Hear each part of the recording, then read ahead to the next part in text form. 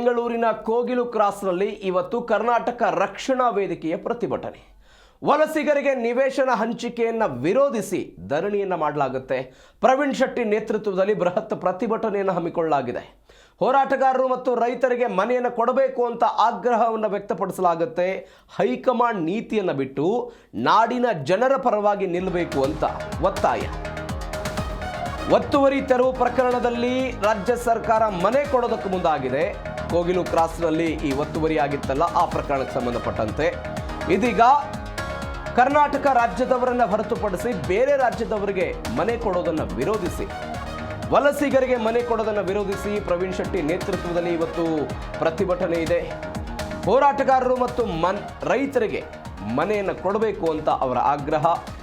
High command ಅವರು ಹೇಳಿದ್ರು ಅನ್ನೋ ಕಾರಣಕ್ಕಾಗಿ ಮನೆ ಕೊಡೋದು ಬೇಡ, ಹೈಕಮಾಂಡ್ ನೀತಿಯನ್ನು ಬಿಟ್ಟು ನಾಡಿನ ಜನರ ಪರವಾಗಿ ನಿಲ್ಲಿ ಅಂತ ರಾಜ್ಯ ಕಾಂಗ್ರೆಸ್ ಸರ್ಕಾರಕ್ಕೆ ಪ್ರವೀಣ್ ಶೆಟ್ಟಿ ಎಚ್ಚರಿಕೆ ಕೊಟ್ಟಿದ್ದಾರೆ. ಪಟಪಟ ಚಡ್ಡಿಯನ್ನು ಧರಿಸಿ ಕರವೇ ಕಾರ್ಯಕರ್ತರು ಧರಣಿಯನ್ನು ನಡೆಸ್ತಾರೆ. ವಿನೂತನವಾಗಿ ಪ್ರತಿಭಟನೆ ಮಾಡೋದಕ್ಕೆ ಕರ್ನಾಟಕ ರಕ್ಷಣಾ ವೇದಿಕೆಯ ಕಾರ್ಯಕರ್ತರು ನಿರ್ಧಾರ ಮಾಡಿದ್ದಾರೆ. ನಮ್ಮ ಬಳಿಯೂ ಕೂಡ ಆಧಾರ್ ಇದೆ, ನಮಗೂ ಕೂಡ ಫ್ಲಾಟ್ ಕೊಡಿ ಅಂತ ಕರವೇ ನಾಯಕರುಗಳು ಡಿಮಾಂಡ್ ಮಾಡ್ತಿದ್ದಾರೆ. ವಲಸಿಗರ ಬದಲು ಕನ್ನಡ ಹೋರಾಟಗಾರರು ಮತ್ತು ರಾಜ್ಯದ ರೈತರಿಗೆ ಮನೆ ಕೊಡಿ ಅಂತ ಆಗ್ರಹಿಸ್ತಾ ಇದ್ದಾರೆ. ಸರ್ಕಾರಕ್ಕೆ ಇದೀಗ ಪ್ರವೀಣ್ ಶೆಟ್ಟಿ ಬಣ ಎಚ್ಚರಿಕೆಯನ್ನು ಕೊಟ್ಟಿರೋದು. ಬೆಳಗ್ಗೆ ಬೆಂಗಳೂರಿನ ಕೋಗಿಲು ಲೇಔಟ್ನಲ್ಲಿ ಸಾವಿರಾರು ಕಾರ್ಯಕರ್ತರು ಜಮಾಯಿಸಿ ಪ್ರತಿಭಟನೆ ಮಾಡ್ತಾರೆ.